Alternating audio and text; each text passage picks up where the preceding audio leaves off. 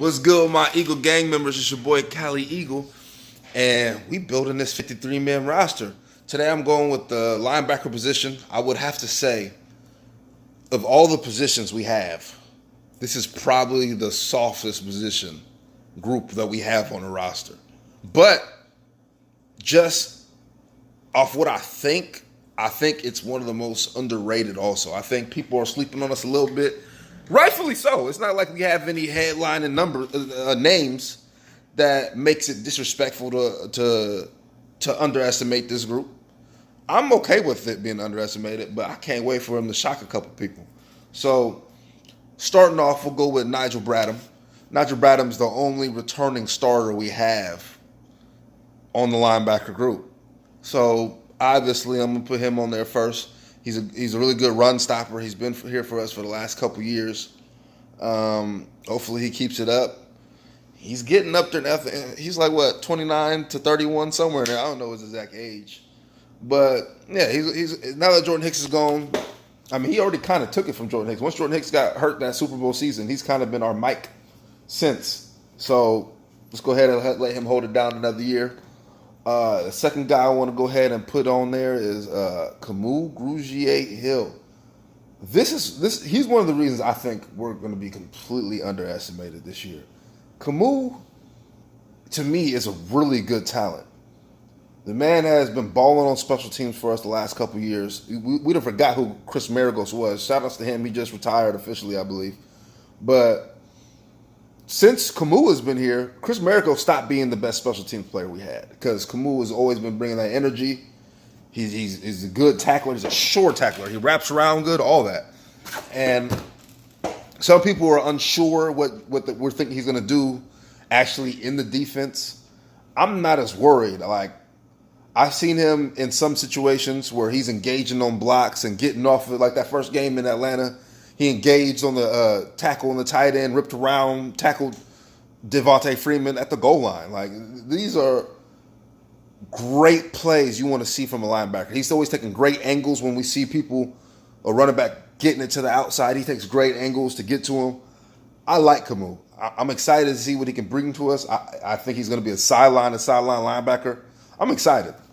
The next backer I would have to say is Zach Brown. If there is any big name on our list, I guess it would be him.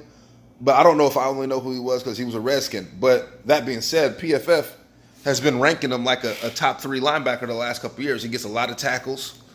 He's a good blitzer. We haven't had a good blitzing linebacker since Michael Kendricks has left. I think he's going to be a good addition for us. Look out for him. If he gets a good grasp of our defense, I think he could overtake Nigel Bradham. So those are our top 3. The next 2, I'm not even sure, like, exactly how, like, I know one of these guys I'm probably going to get wrong, but the next guy I have on our roster for the linebackers, I'm going to go with Nate Gary. So I'm going with Nate Gary because of this. I know we didn't sign L.J. Fort from the Steelers in the offseason. And there was a lot of great things said about him. They're like, oh my gosh, he's great in dime packages. He's a great pass defender. Ooh, we need him, and he's a special teams player. But since we signed him, I haven't heard nothing about LJ Fort. Maybe that changes when all 90 guys get together and they start really competing for jobs and stuff. And we'll see in preseason and whatnot. But as of now, bro, I can't do it. Because I don't know much about him. Like, with Nate Gary, I know that he's a converted safety to linebacker, so I'm going to believe he's somewhat decent in the past. I know he was an in-the-box safety, but I'm going to believe his feet is better than the average linebacker, just based off the fact that he came from the safety position. Not only so that, but he's been playing special teams since he's been here. That's the only reason he's been able to make the roster the last couple of years. Like Camus, I've seen him in some situations get to play on the defense, and it wasn't bad. I don't see a lot of times where I see Nate Gary on the field. I'm like, God damn it, Nate, you messed up the play. They broke on us because you messed up.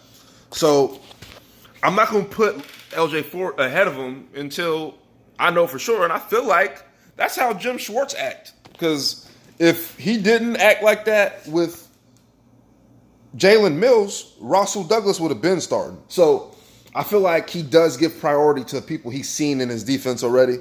So until I start hearing LJ Fort making waves, Nate Gary.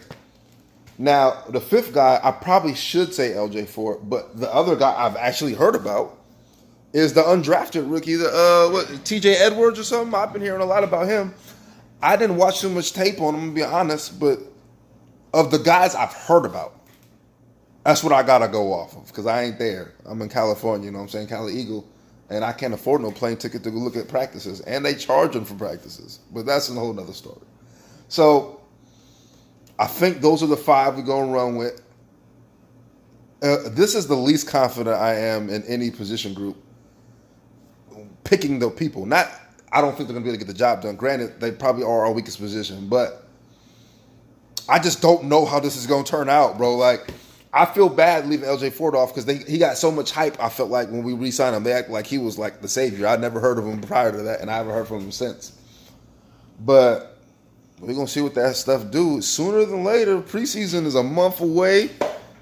Whoo, I can't wait. It's your boy, Cali Eagle, and I'm out.